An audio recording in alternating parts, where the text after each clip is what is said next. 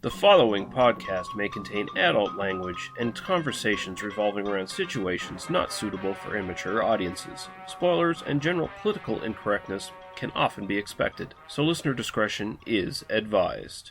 They must be destroyed on sight!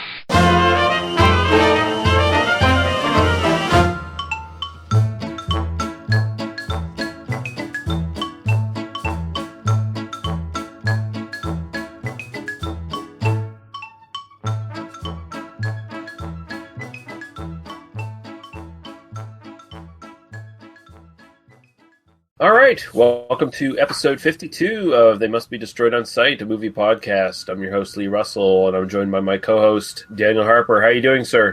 Doing all right. How are you?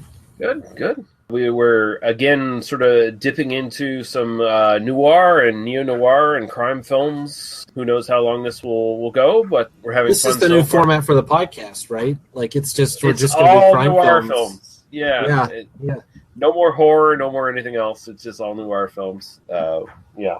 That had happened. This podcast would die a pretty quick death, I think, if that was all there was going on. But yeah, we're going to be looking at probably a fairly unknown noir to some people from 1961 called Blast of Silence. But before we get into that, we do have a little bit of housekeeping to do. First thing I want to mention is I wanted to throw a little thanks to your friend Jack Graham from the Doctor Who side of the podcast circles, who has been sort of pimping us out lately a couple times on Twitter, and he's been nice enough to do that. Very much appreciated, and we're probably going to have him on here in a few episodes for some talk about some Coen brothers and some David Lynch. He basically started retweeting us. He's kind of a buddy of mine to some degree. We kind of chat online quite a bit, and we have similar political views. Actually, I kind of want him to come on so all the people who think I'm like a radical leftist can listen to Jack. That's kind of the... But yeah, no, it's nice to... It's funny because he's been listening to Always Spaceman for a while, and I think he was just like, oh, and now Daniel keeps mentioning this They Must Be Destroyed on Sight podcast, so I need to give that a listen. And then he says, yeah, I'm enjoying it. It's a fun listen. So I'm like, hey, cool. Yeah, no, that's cool. I'm following him on Twitter, and I've been enjoying his tweets. And, of course, I've heard him a couple times. Like, I've listened to a couple of the Pex Lives and a couple of the other ones that you've been on with him. You've been guesting on some podcasts as of late, Doctor Who-specific podcasts for the most part. And, yeah, I've been enjoying those conversations, too. So very, very nice of him to retweet us, and he should be on in a couple episodes. So that'd be awesome. just gotta work out the schedule, really, and I'm sure we'll find something mutually acceptable. So yeah, right on. Do have a little series of comments here. I'll just sort of condense into one from Greg. He's back.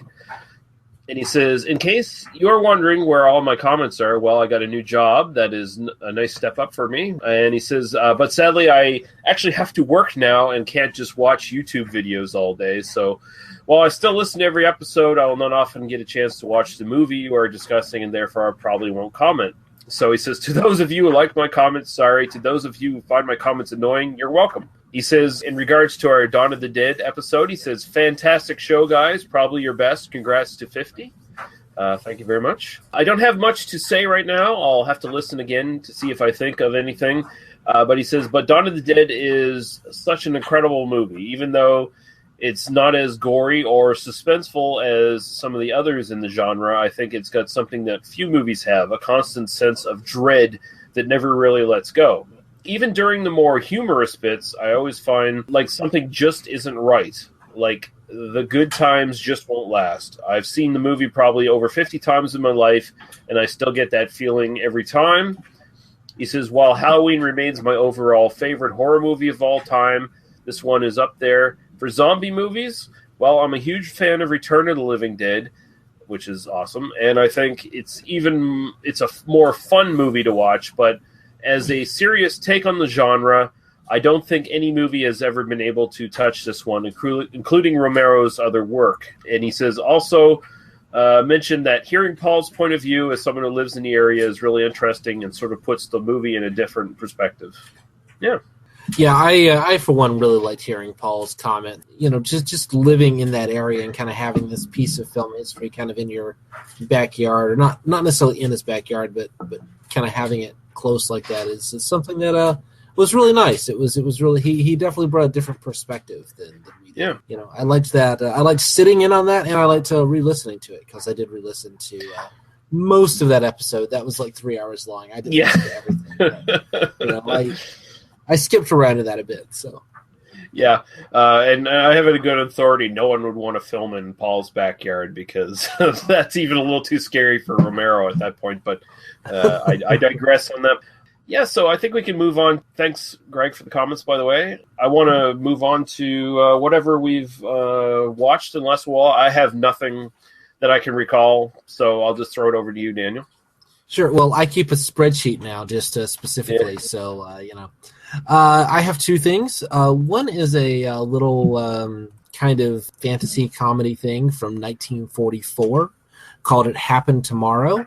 I actually saw this. It was referenced. I watched the movie Time Lapse on Netflix a few weeks ago, and this was one that was kind of referenced as kind of one of the antecedents to it. It's a little film. It actually stars Dick Powell, who was actually the very first person to play Philip Marlowe on screen. Oh, really? But it stars Dick Powell as a newspaperman who magically starts getting newspapers, like his own newspaper, from the next day.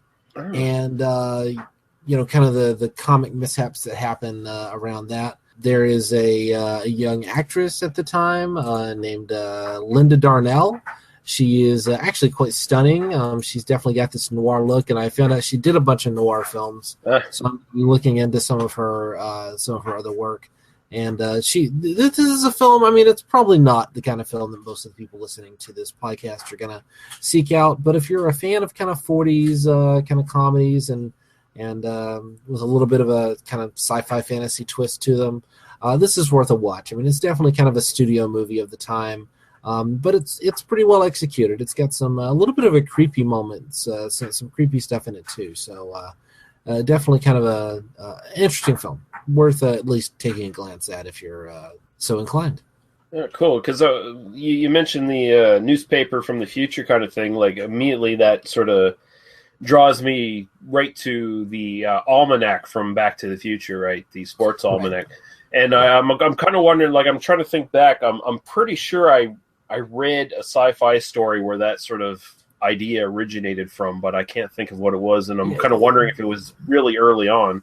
The idea has been around for a little while. I mean, there's Robert Heinlein's very first short story published was a short story called Lifeline, where the idea is that it's a slightly different idea, but there's this guy who develops a machine that can tell you exactly how long it is before you die.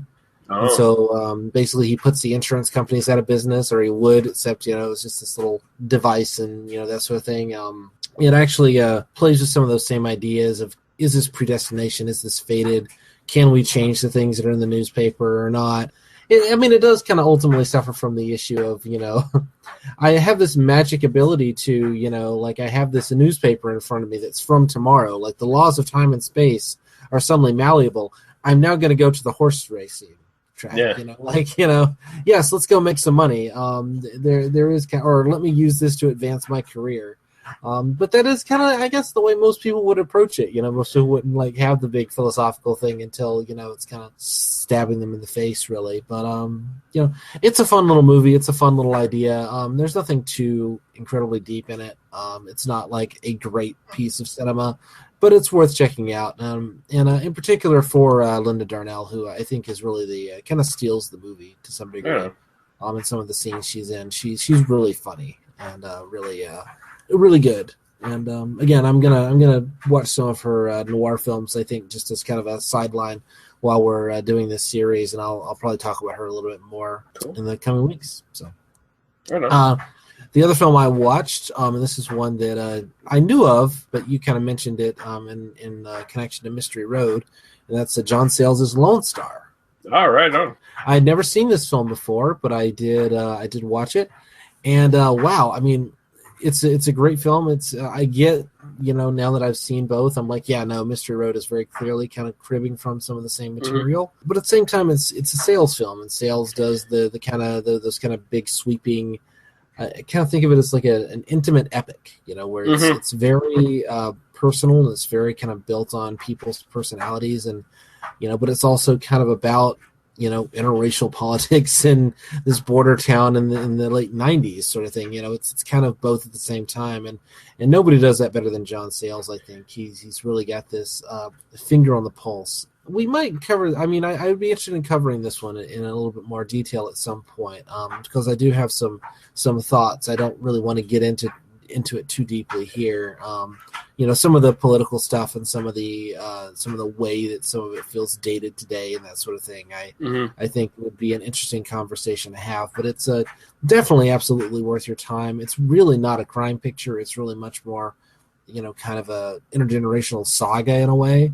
It's definitely an ensemble piece, and it made me think that really we should be doing a series on ensemble pieces from the 90s, because there are so many of them. Do Lone Star and Magnolia and Shortcuts and all those kind of films. The kind of big dozen cast members sort of movies. Because it was such a cottage industry for a little while in the independent cinema world. Yeah, we could definitely do that. Definitely want to do Lone Star sometime down the road. I don't know if it. I would kind of say it kind of slightly fits into neo-noir, but I wouldn't say it maybe fits as much as we're probably looking for in this series. So maybe we'll keep it on the back burner. But it kind of borrows from neo-noir without really being a neo-noir. It's really using some of those genre tropes. Really what it does is it takes the crime and uses it as a spine on which to hang this kind of intergenerational narrative. Yeah. As opposed to really being about that narrative. Basically we just kind of wander away from that plot for a while and then come back to it when we need another, justification for going somewhere else in a way. And it's really not even about the central crime, but about all the other crimes that are around it. Yeah. So, I gotta say, Chris Christopherson, what a mean motherfucker he plays. There's some great performances. Chris Cooper, you can't. I'm not telling anybody anything they don't already know, that Chris Cooper is brilliant, but man, he's fucking amazing in this. Elizabeth Pena, didn't realize had died, which is kind of routinely I'm looking at these movies and I'm like, oh, what else was she in? And then you go, oh, she died 2 years ago, and you go, oh, damn it, like that, just makes you feel bad. But she's phenomenal in this. She again almost steals the movie out from under Chris Cooper in a lot of ways. A big cast. If you haven't seen Lone Star, it's definitely worth it. It's definitely worth seeking out. Yeah, totally agree. Yeah, it sounds like we are going to cover this. I think you and I are both kind of like, this is kind of in our wheelhouse. That's down the road a little ways, but we'll get that taken care of. Yeah, I guess we can just move on to the main event here, and we'll run right into Blast of Silence from 1961.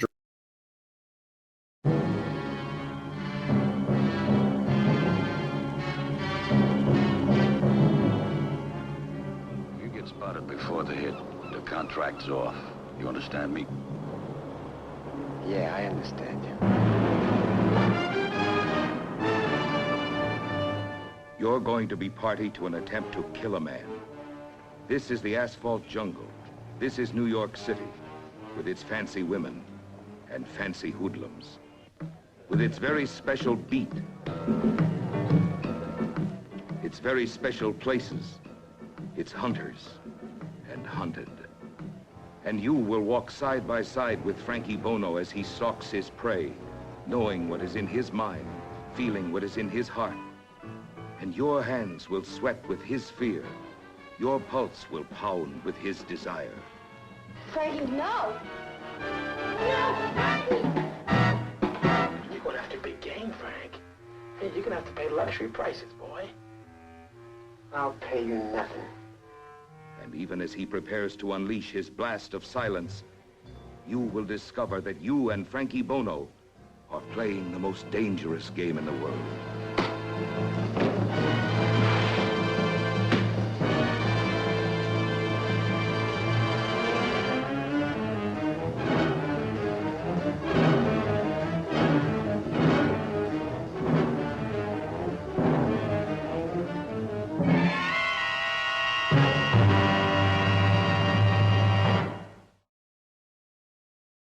Directed by Alan Barron, who is probably best known for his TV work. He only did a handful of films, but he is known for doing quite a few episodes of Charlie's Angels, The Dukes of Hazzard, Kolchak the Night Stalker, and the San Pedro Beach Bums, and Cagney and Lacey. I never heard of the San Pedro Beach Bums, but that's been a short-lived fucking show.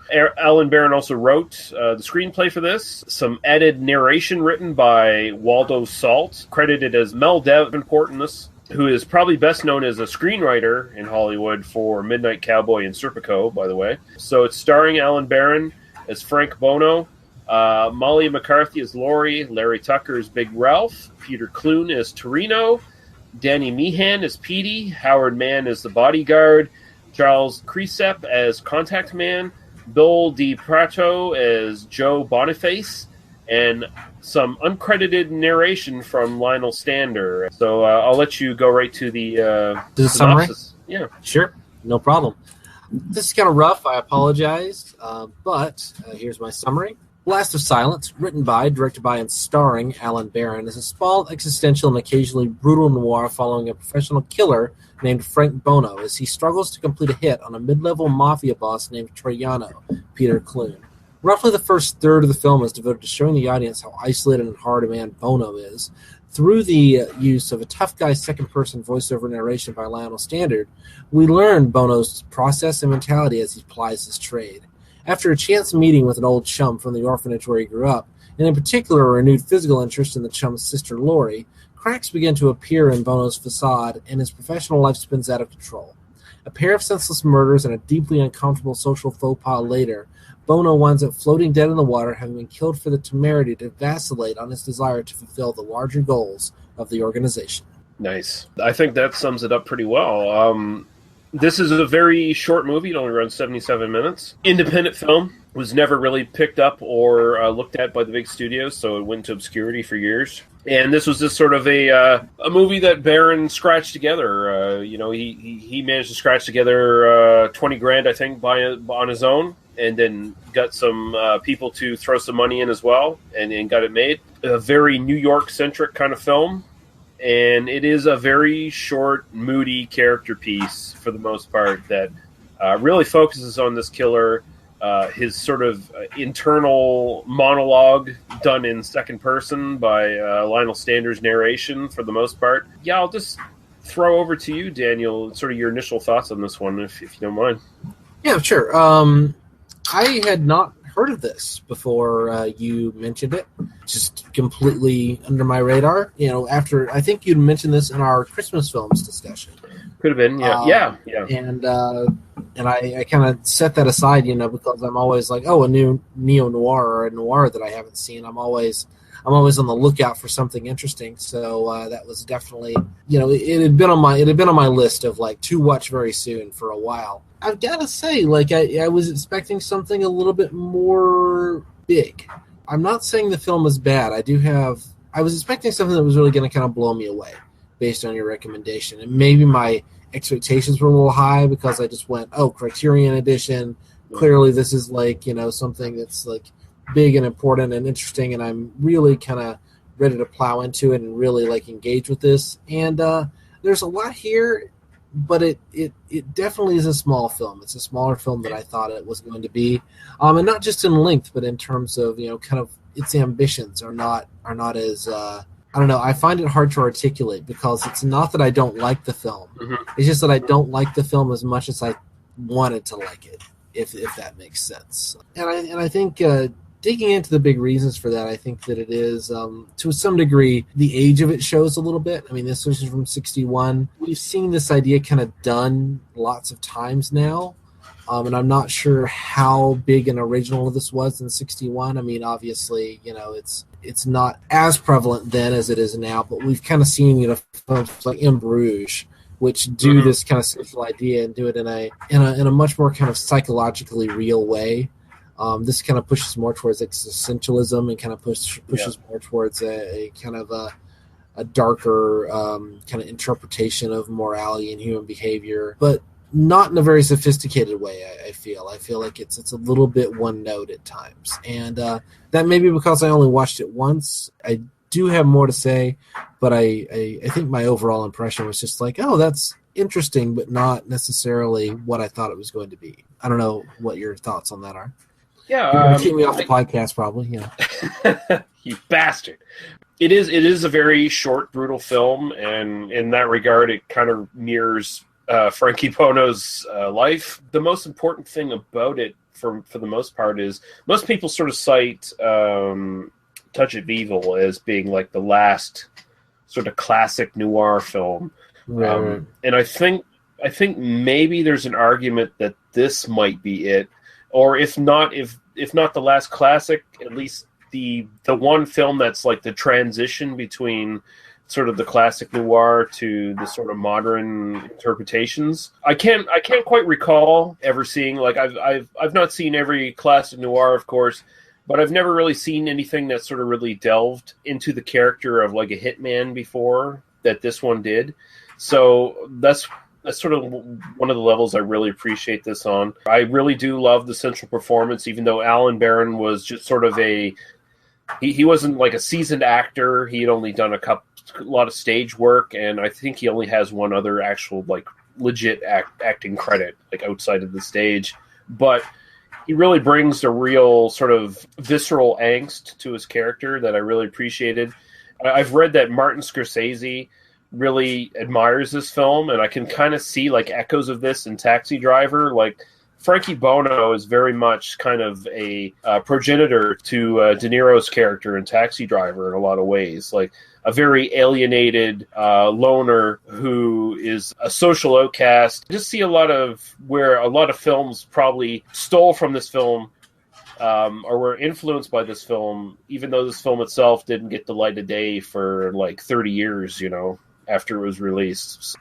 Yeah, no, you can clearly see kind of the origins of Scorsese. I mean, Scorsese is all about that like Catholic guilt and that sort of like sin and morality and all that sort of thing. And certainly his early work is just drenched with that. Not just Taxi Driver, but Mean Streets is all about that. When you think about this film, it totally like makes sense to me that Scorsese saw this when he was young or saw it in film school or something, and was like hugely influenced by it. And I get that this film is influential. I guess that for me, it is one where I have a hard time kind of watching it outside of its context and or putting it back into its context and kind of, because we've just seen this so often now, Yeah.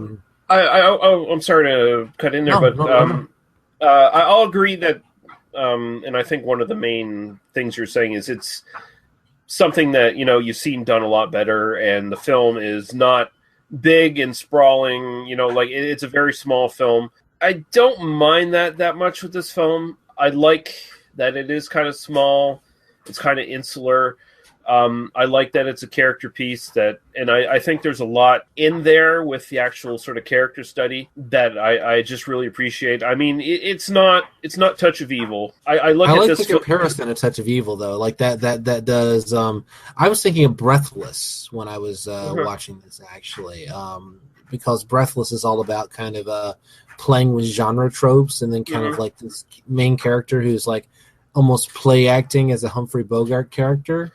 And I kind of got this sense, and I do want to dig into this in a moment, that Frank Bono is kind of playing the role of a gangster more so than he's actually a gangster to some degree. Some of his unraveling is because his his facade is kind of dropped.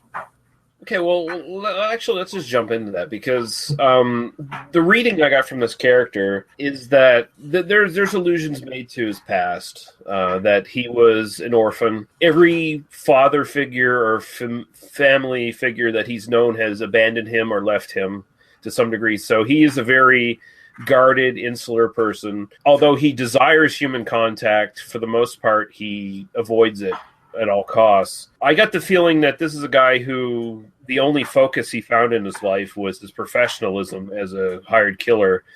And even there, it's made pretty clear that he is not respected. He's not liked. He's not loved by anybody. He is a tool. And if that tool shows any sort of chink in its armor, it's any wear or tear, it's discarded and the next tool is used. And I think that's sort of one of the central points of the film, is that it really totally takes the glamour that a lot of films might put on like a hired killer running around killing people for lots of money. This film really shows that no, these are people in really bad situations who can be as disposable as the people they're killing at any given moment. And it's that kind of stuff that really sort of elevates the film for me, seeing this sort of stuff brought out. And I realize that this is sort of like the prototypical version of that story, and that story's been done further on in more films and probably better in more films. In fact, I would say it has been done better in other films. But there's something really gritty and street level about this that I really, really appreciate. And I think a lot of it also has to do with just the cinematography for this. For such a low-budget picture, there's this really claustrophobic feel of the New York City streets. And sometimes the city streets are like totally barren, and it kind of brought me back with the black and white photography to what was that film we watched? The World, The World, The Flesh and the Devil. The World, The Flesh and the Devil. I was sort of getting the same vibe as that. What we needed in this film was more Sidney Poitier. Sidney Poitier just walks in and he's like breaking plates. It's the thing. I think I might be damning it with faint praise a little bit as well, because I did really enjoy the film. I mean, it's not that I didn't enjoy the film, and I am kind of I guess that I kind of admire it more than I enjoy it. Because on a technical level, I have enormous respect for the film, and in fact, I could go through and almost every shot in the film has something interesting going on thematically or visually or in terms of its framing. I mean, the direction and the editing and the score are all phenomenal. For a low budget film in the early '60s. I mean, it's kind of amazing when you think about like just the technical problems that a lot of these filmmakers had that you wouldn't even think of today. I mean, I was kind of listening to one of the podcasts, and they were talking about like kind of making films in low budget films in the '60s, and talking about how like we didn't have money to like get a dissolve. Like today we wouldn't even think like a dissolve is something. I mean, now you just do it all digitally. There's no, but at the time, that's like a few $100s. We just didn't have in our budget to do a dissolve. So everything has to be a cut. And so I think there is this kind of element where it is kind of easy to look at this stuff and kind of not think about like how difficult some of this must have been on a low budget. And I'm actually going to say nice things about this film now, because I don't want you to think I didn't enjoy the film, because I really did. And I'm going to do that. I'm going to ask you a question first, and that is, what do you think about the voiceover? I loved it. Most people I think most people going into this are going to be thrown off a bit, because I don't think anyone has ever heard a second person voiceover narration in their lives before they listen to this film, because I can't recall any other film that does it. And if you don't know what second person narration is, think of when you were a kid and you were reading those choose your own adventure books, because that is all in second person narration. You do this, you do that, you feel this and that, and then you make your choices or whatever. Although in this movie, it's almost like it's predestined that Frankie Bono is going to meet his grave, that he doesn't get the option of making any choices in the Choose Your Own Adventure. But this is great. It's got Lionel Stander, who was a famous character actor, did a lot of noir heavies and tough guys and villains, ran up against the Un-American Activities, whatever committee, and was outed as a member of the Communist Party, so he was blackballed. Same thing for Waldo Salt, by the way, who did the narration writing. So you've got two communists on this film. Not enough, really. I mean, more communists. I like this film more and more. More communists is generally better, and cinema.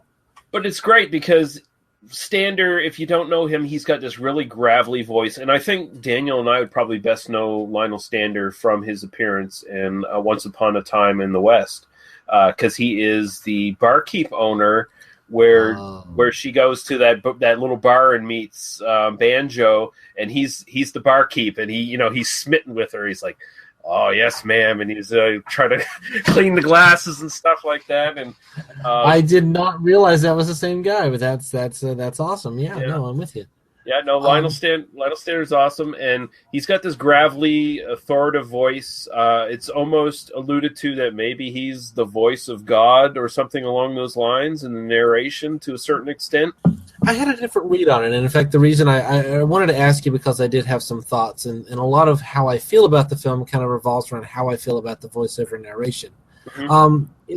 It's something that's really prominent in the film. This voiceover, this kind of internal dialogue, internal monologue, whatever is going on throughout the film. This is not something that's just in the first few minutes, like setting us up. This is all the way through the film. The second person narration is very, very rare. I mean, I guess Fight Club has a bit of it, you know. Okay, yeah, okay. Right. Fight Club uses it to great effect as well. It's been so long since I've seen that, so. And now I wonder if Fincher and Ools and Polinick got it from Blast of Silence, which is I wouldn't be surprised. I kind of interpreted it as, I mean, it's his internal monologue. This is what he's telling himself, and instead of it being like the voice of God, I kind of interpreted it as like the voice of a mentor figure in his life, the person who got him into the world, or the voice of basically it's the externalized voice, like forcing him into this role.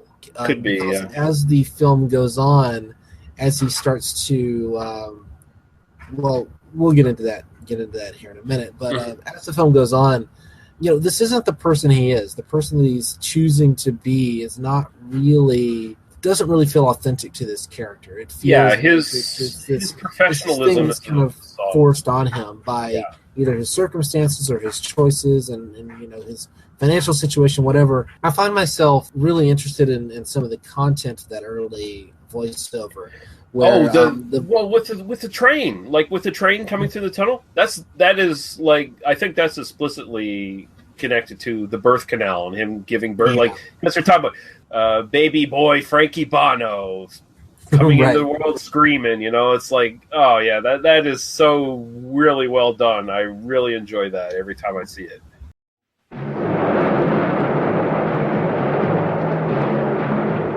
Remembering.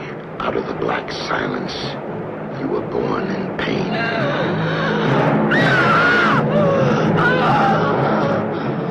Easy does it, little mother. We've never lost a father.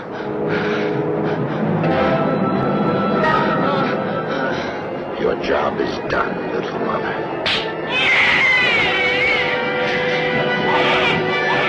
You were born with hate and anger built in. Took a slap on the backside to blast out the scream. And then you knew you were alive. 8 pounds, 5 ounces. Baby boy Frankie Bono. Father doing well.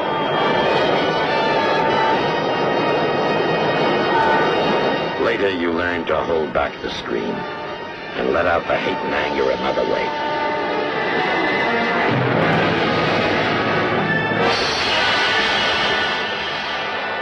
You come into Manhattan by dark, whatever time of day it is, through tunnels like sewers hidden under the city. But you don't mind that. It's always that way, whatever city it is.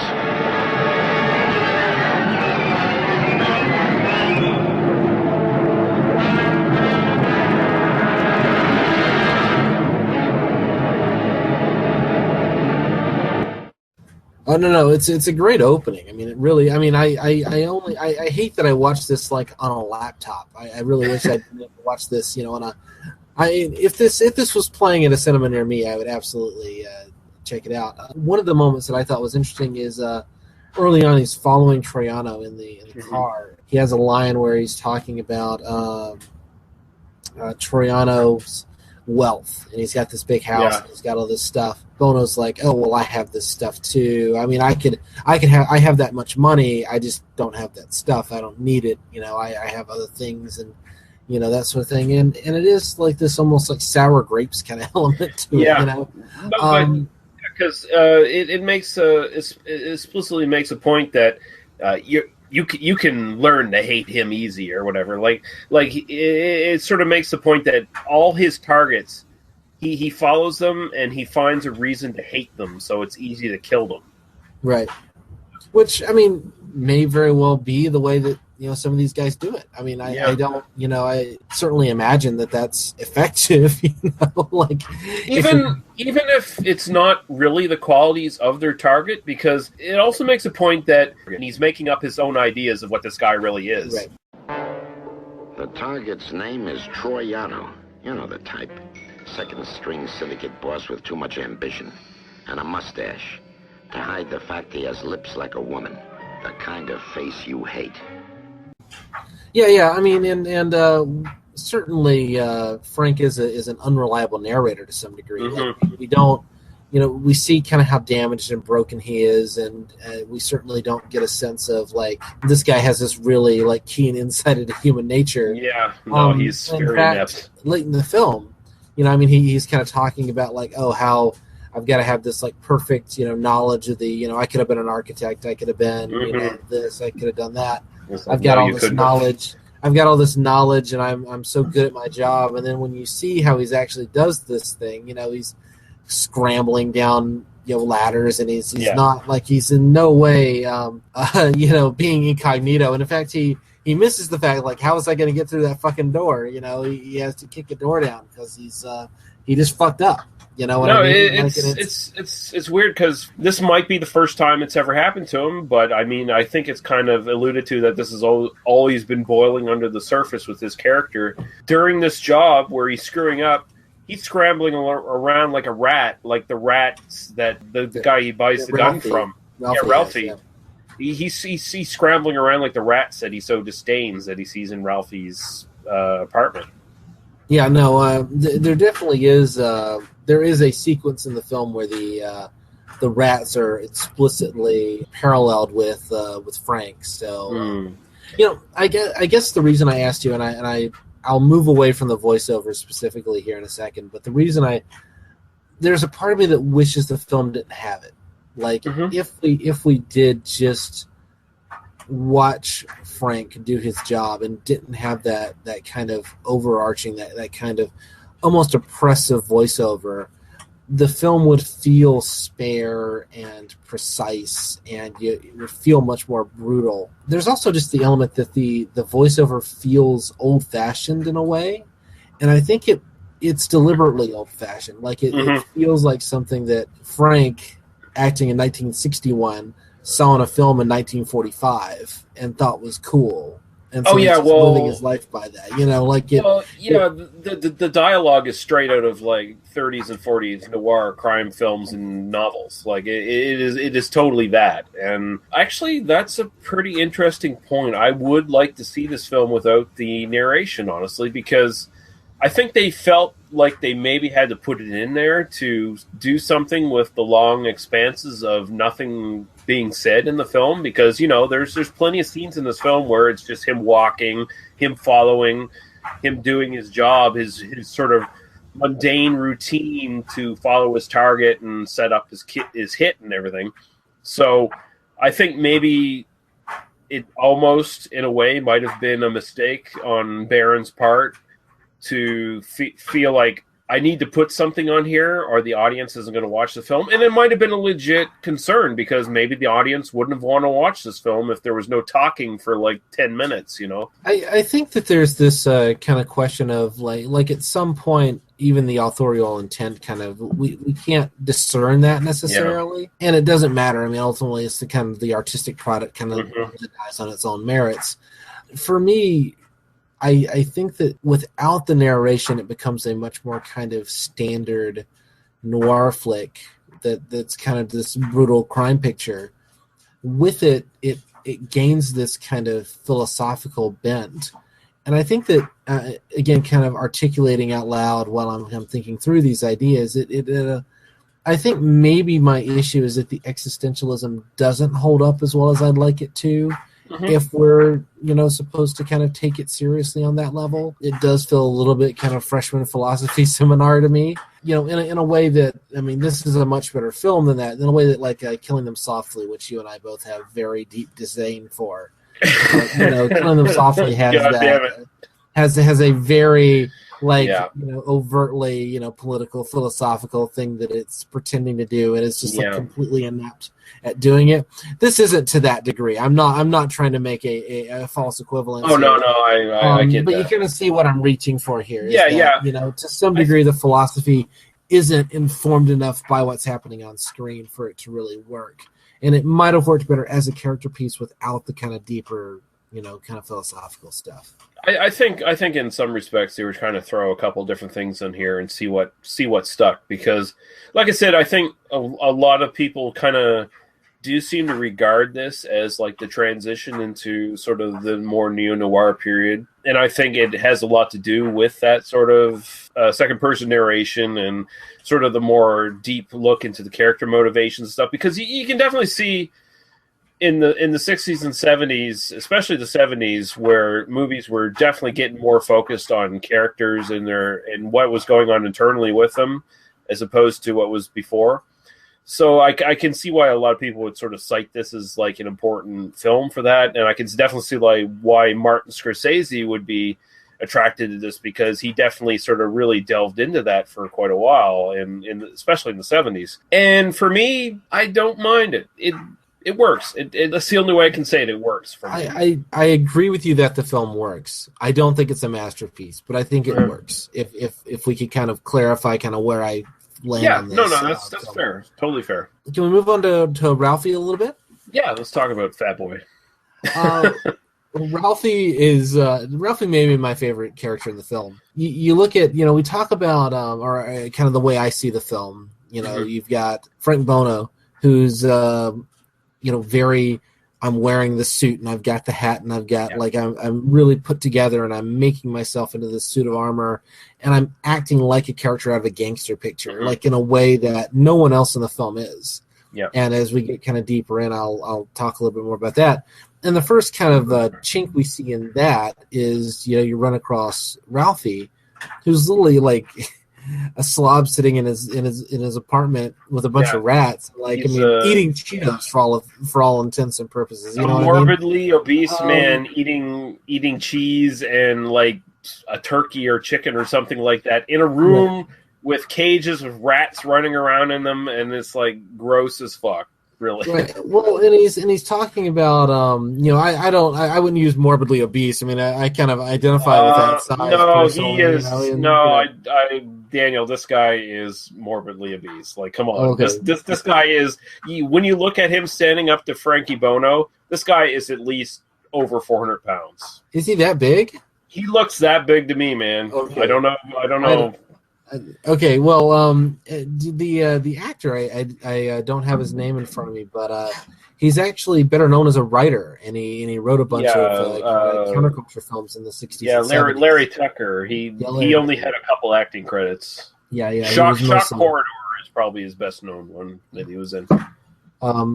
Just in my kind of cursory, like looking through what else other people did, it's interesting that he was mostly a writer. I found that character, and this is what was fascinating to me, like almost shockingly modern, because this is such a, you've got this very almost a 40s archetype of Frank Bono. Yeah.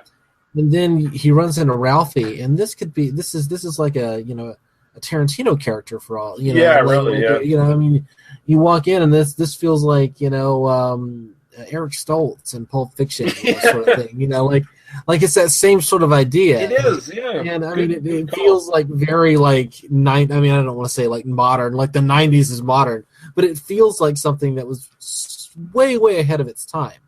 When you see this character, I mean, it was almost like it looks like he's wearing a hoodie even. Like, I mean, it really like it's a like Kevin Smith's cameo in Live Free or Die Hard or something, and I was looking at it and I'm just like, what the fuck am I even like? It feels almost anachronistic. It's so modern, and he's he's such a little slime ball, and he's trying to shake Frank down for money, and then kind of his ending has its own like little weird kind of genre thing, because in the end, I mean, he's killed brutally. I mean, he's killed. I thought he was going to chop his fucking arm off. There's a particular shot where during the struggle, where the bloody arm is kind of in the foreground of the shot, and I thought we were trying to I literally thought Frank had chopped the guy's arm off. Yeah, and he's just got a stump hanging there, and he's just fighting with his other arm. Oh no, it's just like a cut. But I literally kind of landed on, did we just have a little slasher movie moment? in the middle of this crime pit film. Like again, kind of a fascinating element of it. Yeah, I rewinded that a couple times because I was like, did that axe actually hit him? Because the initial struggle where he comes with the axe and then Ralphie wakes up, you don't really see the axe hit him. Like you just sort of see him like try to move out of the way. So, but then you see that shot point of view behind him and you see his arm, it's all bloody and shit. It's like, okay, so he at least cut him with the axe. And then there's this really brutal struggle. For some point of time, he beats him with the lamp that he keeps his money in. When you see his body, when you see his dead body, you see the money hanging out of the part of the lamp that he actually hides it in, which is kind of fun. I really like that. But yeah, Ralphie's interesting because, like you said, he is a very he's very much like oil and water to Frankie Bono, because Frankie Bono, you're right, he's very much this outdated archetype of the 1940s, 1930s type of gangster character, and he is just really off-put by Ralphie in every regard. Like, he doesn't want to talk to him. He doesn't want to hang out with him. He wants to get his business done as quickly as possible. And I think that's part of his, his facade of, I'm this professional. I'm this neat, tidy professional who does his job, gets in and gets out, and I'm done. He looks at Ralphie, and Ralphie is just the antithesis of everything he is in his mind. He's this fat slob who has food laying everywhere and rats running through his fucking room, and he talks too much, and he wants to have human connections with him, and Frankie Bono's not much on human connections. So yeah, it's a really good dichotomy between the two characters, and you can definitely see why he eventually snaps and just ends up killing the guy. Yeah, and that's like such a it's such based on basically Ralphie just says like, I'm not playing by your rules. You've tried to strong arm me. I'm not gonna let you do that. Yeah. And he's, Ralphie's being a dick. Like Ralphie, I made a deal, and then no, I'm not doing that anymore. You got to pay me more. If you want your gun, you got to pay me more. Yeah. And it's interesting. Like in at that point in the film, Frank has such a just a damaged emotional state that he can't let it go. He has to go literally kill him with an axe.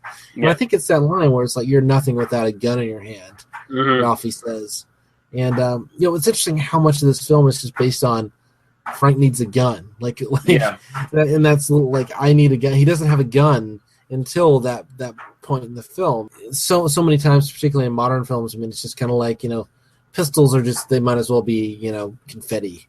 Of course you got a pistol. You're a killer, right? So there's always guns around, But I like that there's a realism. There's a kind of a connection to the real world. It doesn't feel as abstract or kind of movie logic as so many other films kind of would.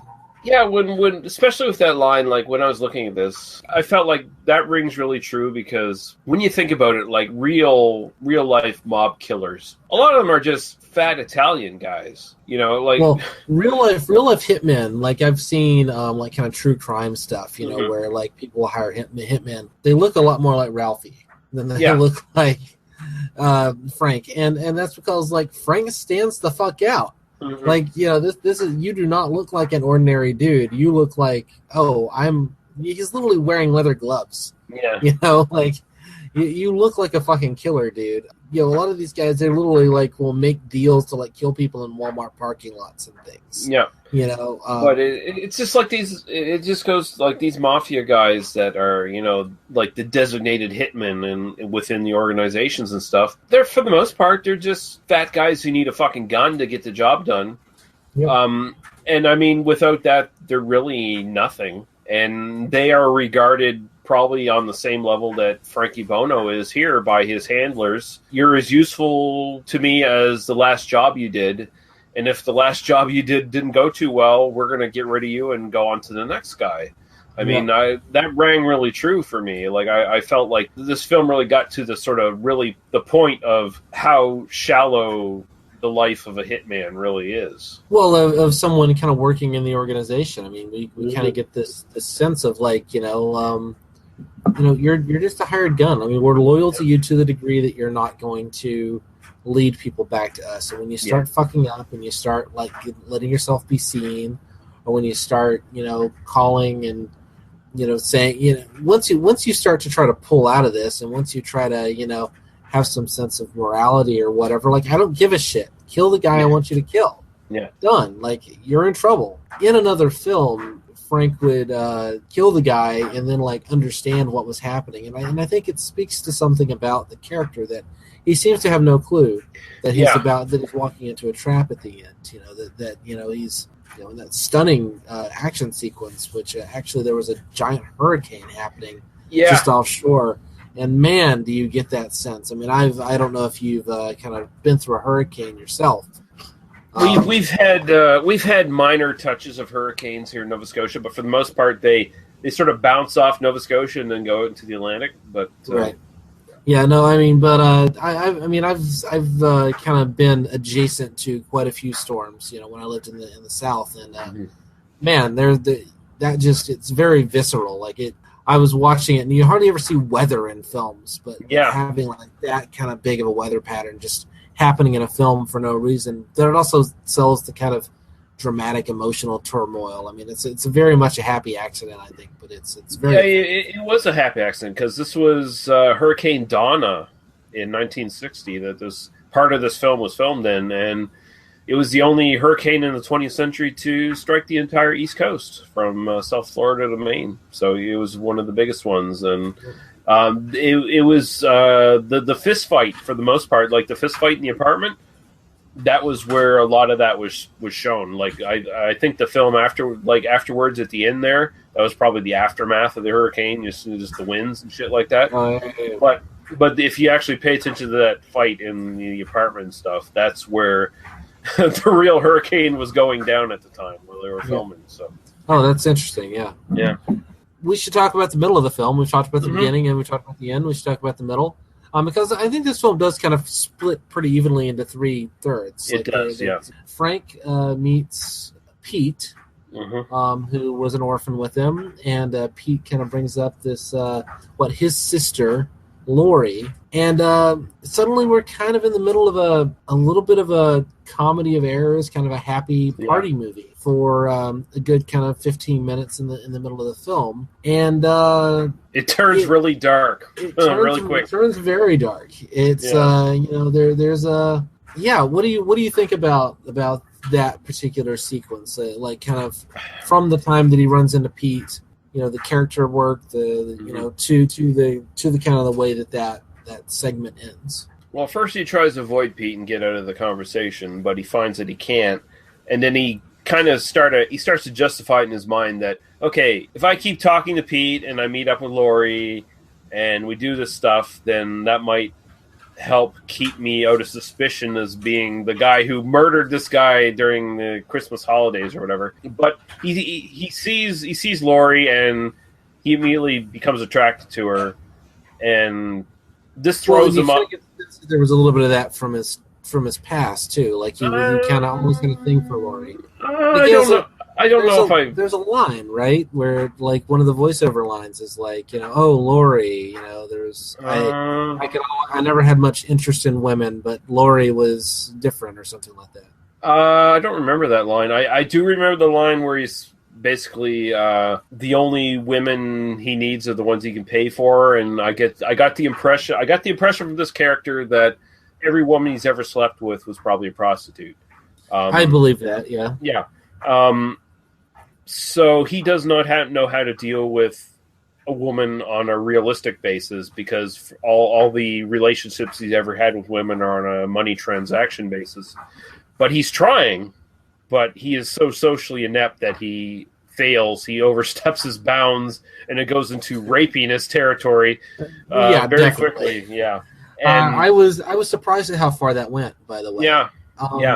And Lori's reaction to it, where she, a good upstanding woman and in that time and place, knows that this is boys will be boys, right? And, you just kind of, you grin and bear it. You offer the dude another cup of coffee and you make sure he gets out of your house. But like ultimately, what is she going to do about it? And I mean, it feels very, very realistic to me. Like it's implied that they all have the orphanage background, right?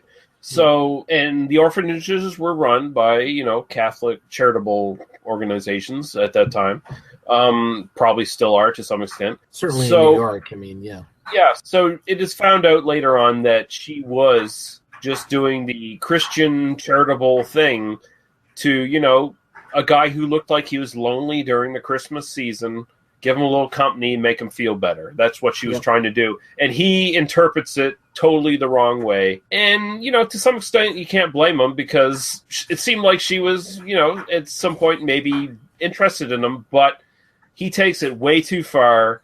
Well, at one point he's in Friano's apartment or something, and the phone starts to ring, and like the voiceover says something like, Lori? Yeah. Is that Lori calling? It's like, oh my God, man, you just completely lost grip with everything. It is interesting how those the voiceover does speak to his state of mind to such a degree, which is why I don't think it really is the voice of God. I think it's the voice of like this.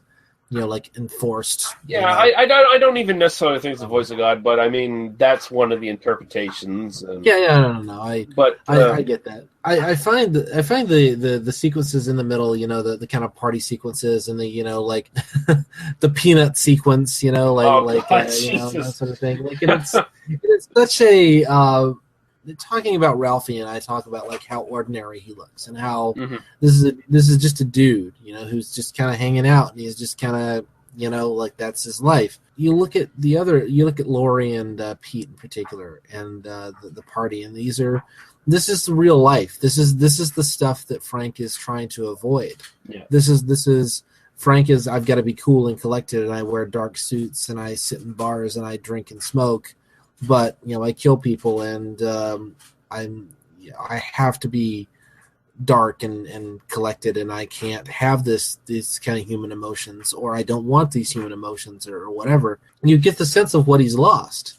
That he's looking down on kind of Pete and Lori, but Pete and Lori really have the better life. I mean, whose life do you want? I mean, do you want do you want the life of Frank in this, or would you rather have I'm kind of a middle manager at this company, but I got a beautiful wife, and we hang out, and let's go and play a game where we roll a peanut across the floor. Yeah, like that's a much better lifestyle. That's a much better life. They got this like proto beatnik fucking party going on where one guy's playing bongo drums, but they're all still dressed in suits, and they're doing the peanut.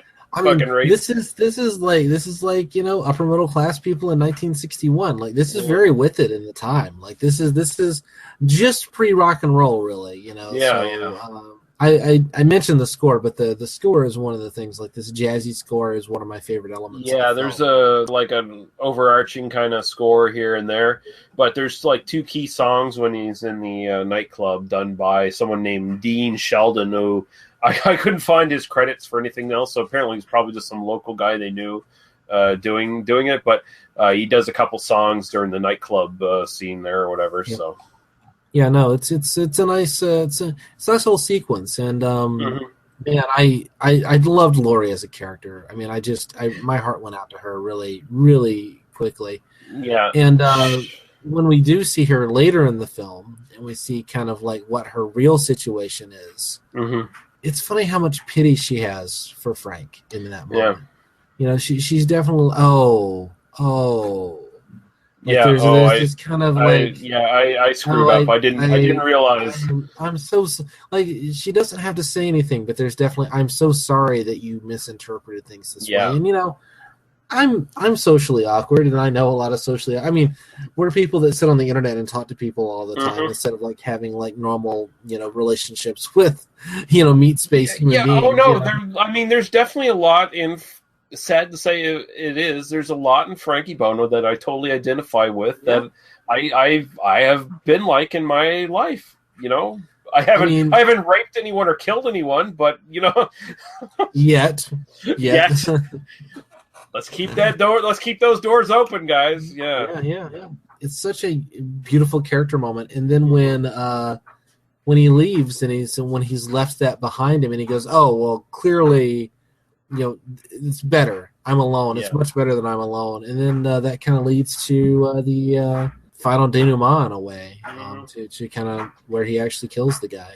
One other kind of just kind of broad criticism I have of the film is, and I don't want to push too hard on this, but it does have a little bit of that writer, director, actor phenomenon where, as a writer and a director, I write scenes that I'm in, and I write a bunch of stuff where it's me acting and being in the center of the frame. And so let's watch me clean a gun for 3 minutes. I like that sequence though.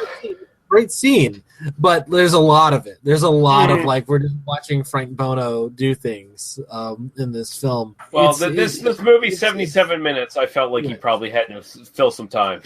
I'm not necessarily complaining about it. It's just kind of one of those tropes. Yeah, where, I agree. I totally. It's definitely one of those like, oh well, I basically made this film so I can act in it. Look at all that. It had that feel to it, and when I looked up the director's IMDb credits, it didn't surprise me that he went on to do a lot of TV, because it's kind of, and again, not meaning to be insulting towards it, it kind of feels like TV to me in a lot of ways. Like it feels like good TV, I should say. Yeah.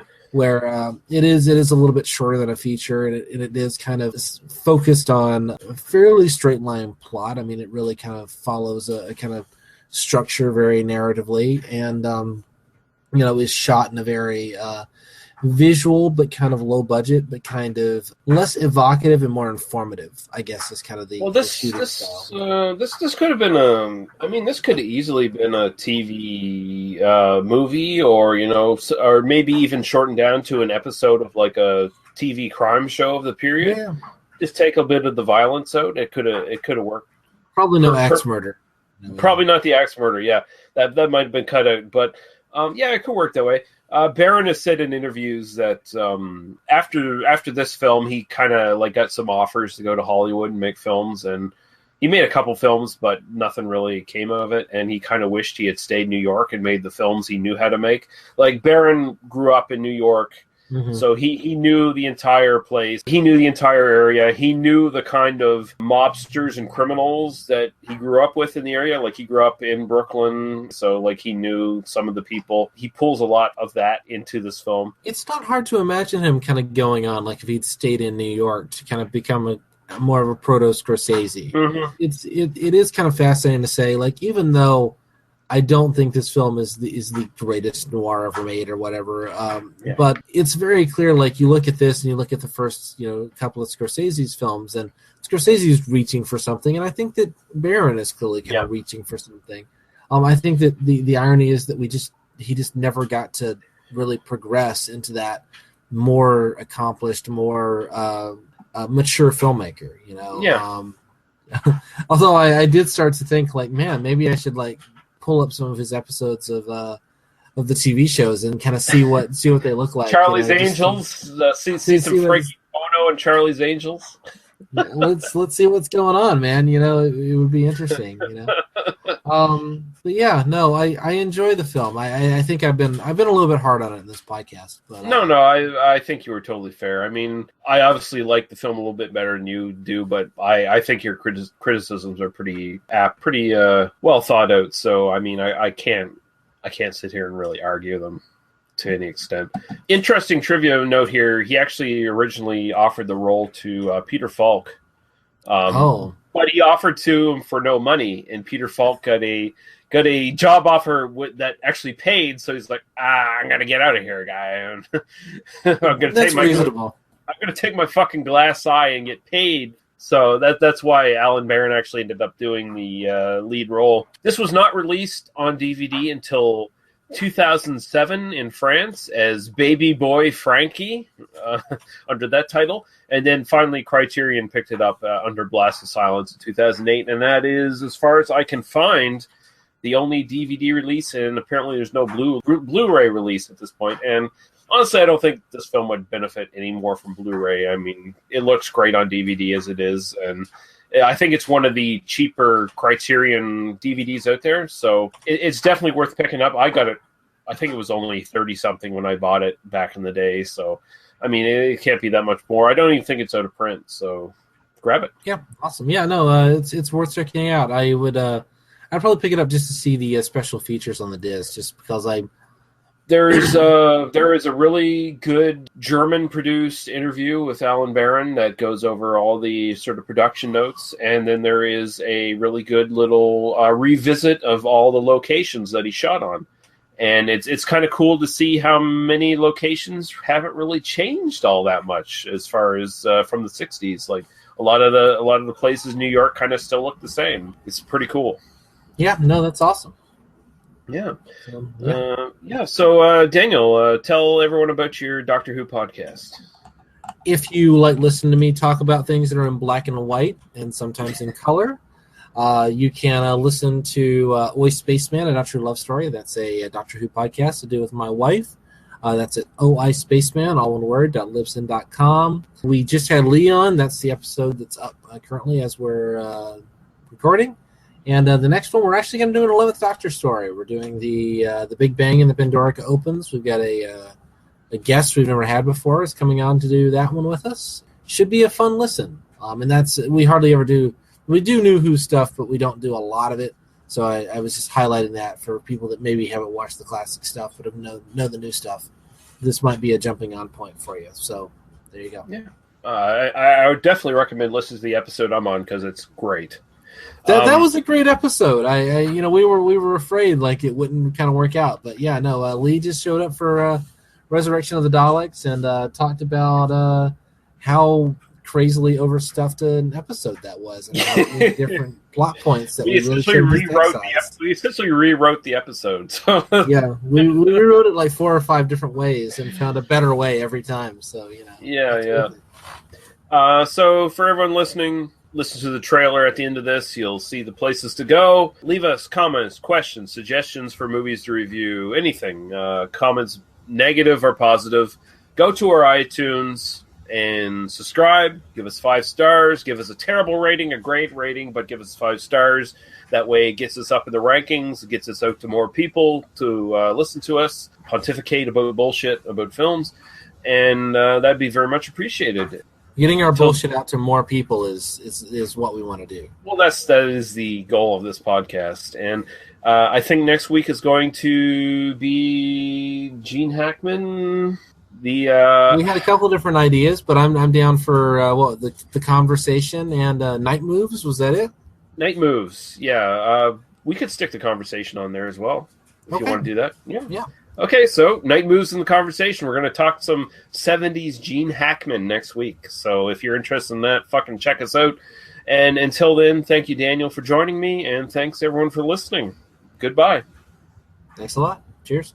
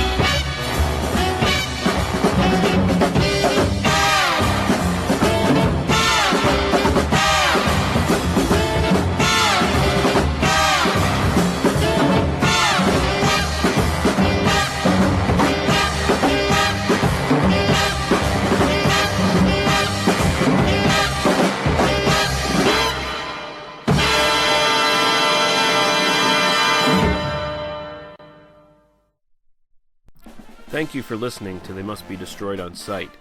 To see the host's other stuff, as well as links to websites and podcasts of similar interest, and as well to leave comments, questions, movie requests, and other suggestions, visit us at tmbdos.podbean.com.